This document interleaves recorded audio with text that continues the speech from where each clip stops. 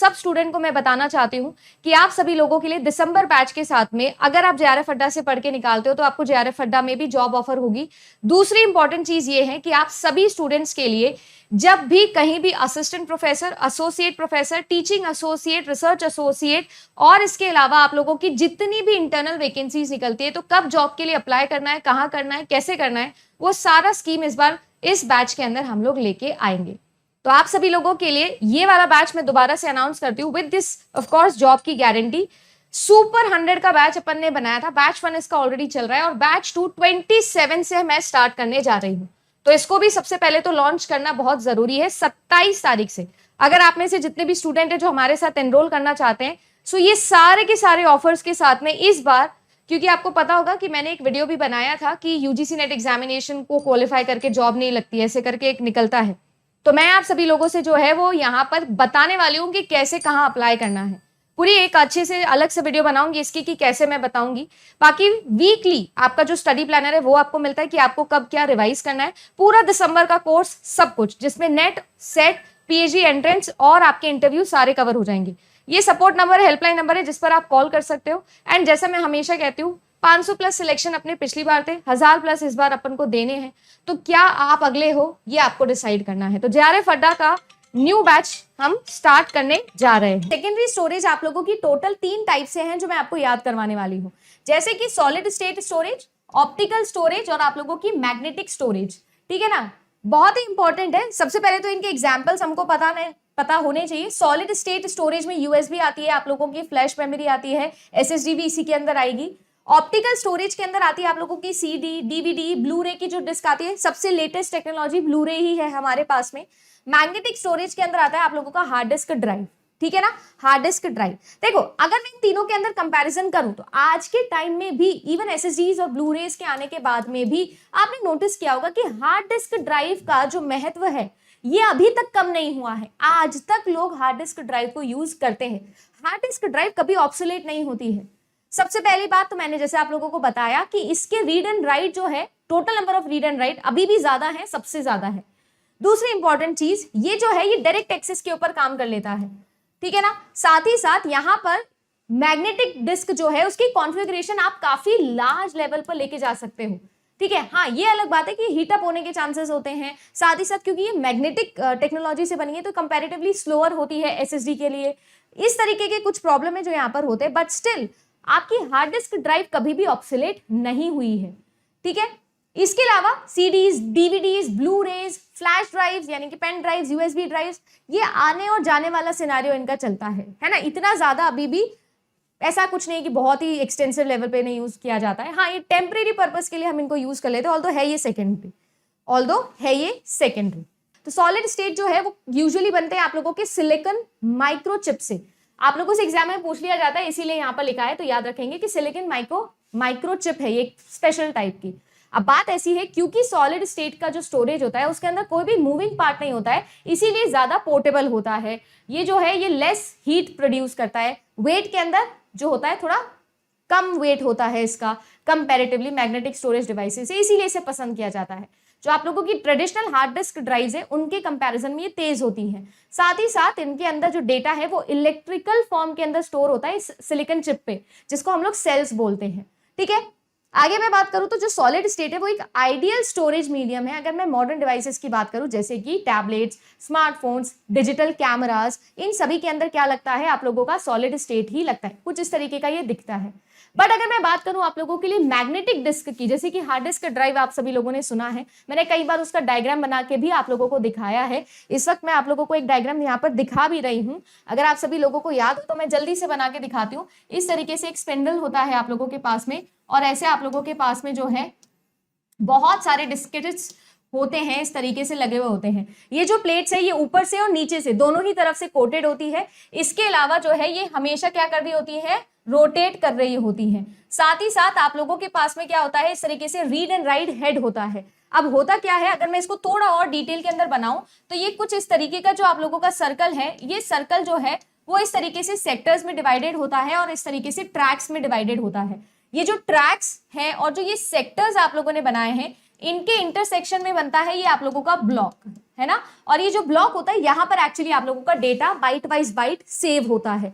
अब सीन ऐसा होता है कि ये हमेशा रोटेट करता रहता है, तो आप लोगों को करेक्ट जो है वो सेक्टर में पहुंचने के लिए रोटेशनल लेटेंसी लगती है। और ये जो सेक्टर्स है इनके लिए भी रीड राइट हेड को क्या होता है, यहाँ पर 1-2 मूव ऐसे लेने पड़ते हैं। कुल मिला के बात ऐसी है कि यहाँ पर आप लोगों को मूव करना पड़ता है और इसी वजह से ये पोर्टेबल नहीं होता है कंपैरेटिवली एसएसडी के कंपैरिजन के अंदर।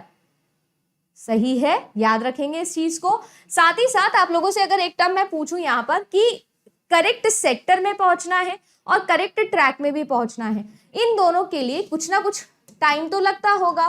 कोई मुझे बता सकता है, क्योंकि ये क्वेश्चन भी आप लोगों के एग्जाम में पूछा जा चुका है, अगर मुझे करेक्ट ट्रैक में पहुंचना है तो उसके लिए जो टाइम लगता है उसे हम क्या बोलते हैं। और अभी मैंने वैसे देखो करेक्ट सेक्टर का तो मैंने ही बता दिया है कि अगर मुझे करेक्ट सेक्टर में पहुंचना है, ये सेक्टर होता है ना इस तरीके से, ये एक सेक्टर है आप लोगों का, ये कंप्लीट इस सेक्टर में पहुंचना है करेक्ट सेक्टर में, तो उसे हम लोग कहते हैं रोटेशनल लेटेंसी। क्या कहते हैं, रोटेशनल लेटेंसी। लेटेंसी का मतलब होता है टाइम लगना, ठीक है ना। करेक्ट सेक्टर में अगर पहुंचना है तो रोटेशनल लेटेंसी लगती है, और अगर मुझे करेक्ट ट्रैक में पहुंचना है तो उसके लिए जो समय लगता है उसे हम लोग कहते हैं, ये मैंने बताया भी है पहले, सीक टाइम इसे हम लोग कहते हैं। क्या कहते हैं बच्चा, सीक टाइम, याद रखिएगा इस चीज को। तो यहाँ पर हार्ड डिस्क ड्राइव के अंदर जो है वो ज्यादा टास्क है जो यहाँ पर आप लोगों को करने होते हैं।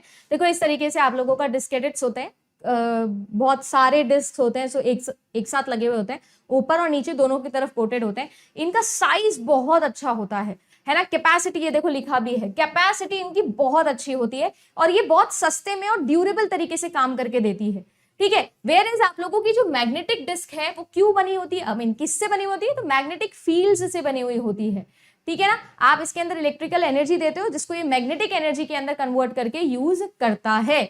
यहाँ पर मैग्नेटाइजेशन एंड डीमैग्नेटाइजेशन सेक्शन भी काम करता है। ये सारी चीजें चलो इतना डिटेल में नहीं पूछेगा, बस आप ये याद रखना एक रीड राइट हेड होता है जो मूव करता रहता है, करेक्ट सेक्टर में पहुंचता है, करेक्ट ट्रैक में पहुंचता है, दोनों के इंटरसेक्शन में जाके बाइट में से डेटा निकाल के लेके आता है। ये क्यों यूज की जाती है, ये इसलिए यूज की जाती है क्योंकि कैपेसिटी बहुत हाई है और सस्ती होती है मैम। साथ ही साथ इनका सबसे बड़ा प्रॉब्लम ये है कि अगर ये गिर गई तो ये क्या है, अनब्रेकेबल नहीं है। ये जो है ये अनब्रेकेबल कतई नहीं होती है। ये जो होता है ये फास्टर होता है कंपैरेटिवली, ये स्लोअर होता है। ये बहुत इंपॉर्टेंट है, कृपया करके इसको याद रखिएगा।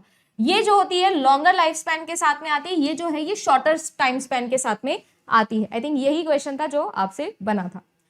अगर मैं बात करूं तो ये ज्यादा एक्सपेंसिव है, ये जो है सस्ती होती है। ये जो है नॉन मैकेनिकल तरीके से चलती है, ये मैकेनिकल।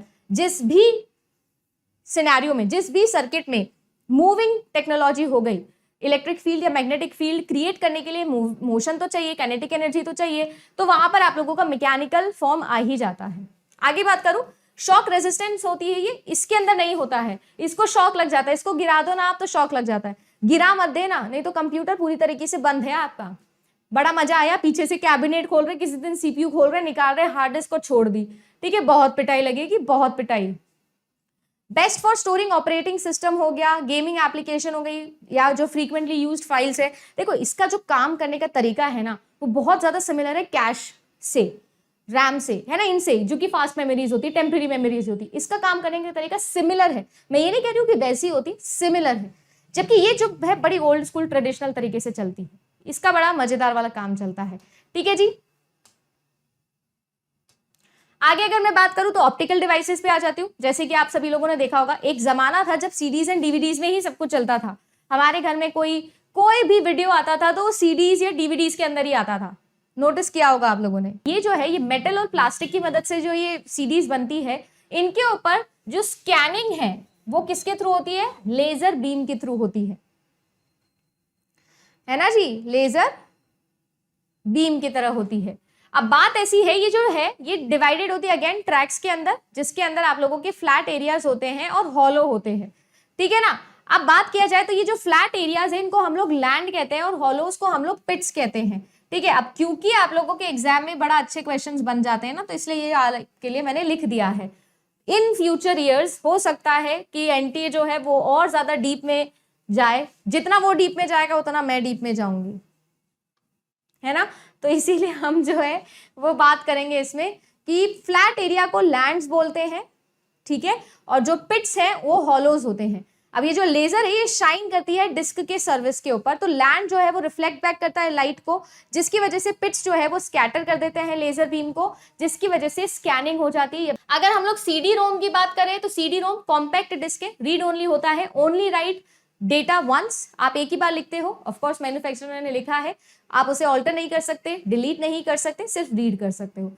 फिर आती है आप लोगों की CDR जो कि होती है रिकॉर्डेबल, जिसके अंदर आप एक ही बार जो है वो क्या करने वाले हो, रिटर्न करने वाले हो, बट इसको आप क्या कर सकते हो, मेनी टाइम्स रीड कर सकते हो। CDR रिकॉर्डेबल, जिसको आप रीड मेनी टाइम्स कर सकते हो। ये रिफ्लेक्टिव मेटल डिस्क होती है, ठीक है ना।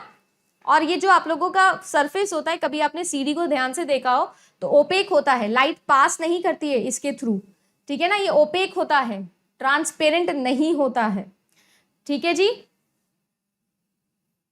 अगर आगे हम लोग बात करें तो फिर आगे आप लोगों का RW, that is rewritable. Rewritable मतलब रीड भी कर सकते हो, राइट भी कर सकते हो, इरेज भी कर सकते हो, रिटर्न भी होता है, री रिटर्न भी हो सकता है, कितनी भी बार आप लोग कर सकते हो, ठीक है जी। ये सारी फुल फॉर्म्स इंपॉर्टेंट हैं, ठीक है ना। रीराइटेबल, अभी शायद मैंने रीड राइट बोल दिया था, वो इसलिए क्योंकि इसके फंक्शन से हमको याद होता है, नाम प्लीज याद रखिएगा आप। इसके अंदर अगर मैं बात करूं कि जो डेटा को आपने रिकॉर्ड कर लिया था उसको आप चेंज नहीं कर सकते, बट उसको आप डिलीट कर सकते हो, यानी कि अपडेशन नहीं हो सकता, डिलीशन हो सकता है, ये चीज याद रखिएगा। मान लीजिए कि आप लोगों के पिट्स जिसमें डेटा लिखा हुआ होता है, जो हॉलो स्पेसेस होती है, वहां पे एक बार आपने कोई डेटा लिख दिया, अब आप इस डेटा को डिलीट कर सकते हो, इसके ऊपर कुछ चेंज नहीं कर सकते। समझ में आ गया क्या? तो ये है तो रीराइटेबल, पर चेंजेबल नहीं है, डिलीटेबल है। आगे अगर बात की जाए तो इनकी कंपैटिबिलिटी के ऊपर बात करते हैं। देखो सबसे इंपॉर्टेंट सवाल इनका क्या है, कैपेसिटी से। तो CD रोम की अगर मैं बात करूं तो CD रोम जो है वो आप लोगों की लगभग 650 MB के आसपास की होती है। कंप्यूटर्स और डिवाइसेस के लिए बहुत ही ज्यादा कंपैटिबल ये होती है, ठीक है। CDR यानी रिकॉर्डेबल की बात करूं तो ये थोड़ी ज्यादा होती है, 650 से लेकर 700 MB तक चली जाती है, और यहाँ पर जो है यूजुअली ये आप लोगों के कंप्यूटर्स के साथ में ज्यादा कंपैटिबल होती है कंपैरेटिवली CD रोम से। फिर आता है आप लोगों का CD रीराइटेबल, ये जो होता है कि मल्टीपल टाइम्स आप इस पे राइट कर सकते हो, चेंज नहीं कर सकते, ऑफ कोर्स डिलीट करके फिर लिख सकते हो। तो ये 650 MB की होती है, और ये जो है आप लोगों के मॉडर्न कंप्यूटर्स के साथ में भी क्या थी, कंपैटिबल थी। नहीं नहीं नहीं नहीं नहीं, CD रोम अलग है और CDR अलग है, वो है आप लोगों की रिकॉर्डेबल, और जो आप लोगों की CD रोम है वो है आप लोगों की रीड ओनली, ठीक है ना। रीड ओनली अलग है, दोनों अलग हैं, ठीक है ना। आगे बात करें तो फिर DVD आ गया, जैसे कि DVD रैम है आप लोगों के लिए, ध्यान से देखिएगा। Digital versatile disc, random access memory है, एक तरीके की ऑप्टिकल स्टोरेज है जिस पर कंटिन्यूअसली रीड इरेज कर सकते हो, राइट भी कर सकते हो, ठीक है ना। एक्सेप्शनली डेटा इंटीग्रिटी ये प्रोवाइड करता है, साथ ही साथ डेटा का प्रोटेक्शन और डेटा का बैकअप भी ये देता है। इंटीग्रिटी का मतलब ये होता है कि जिस फॉर्म में डेटा पहले था, आपने प्रोसेसिंग के बाद में भी उसी फॉर्म के अंदर अगर डेटा को देखा पाया तो वो डेटा की इंटीग्रिटी कहती है। चीज यहाँ पर गिवन होती है DVDs के अंदर, जो सीरीज के अंदर हमारे पास में नहीं होती है।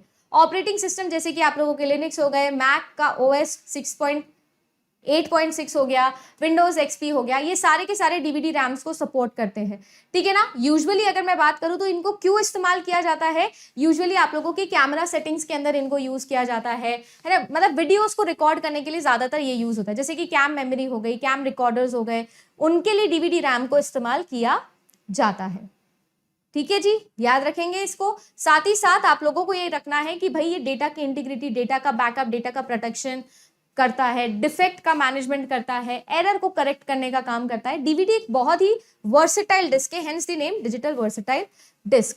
इसके अलावा DVD रोम भी होता है जो कि रीड ओनली के लिए होता है, जिसको परमानेंटली अगर आप कोई डेटा सेव करना चाहते हो तो उसके लिए यूज हो सकता है। इसको आप राइट नहीं कर सकते और इरेज भी नहीं कर सकते हो।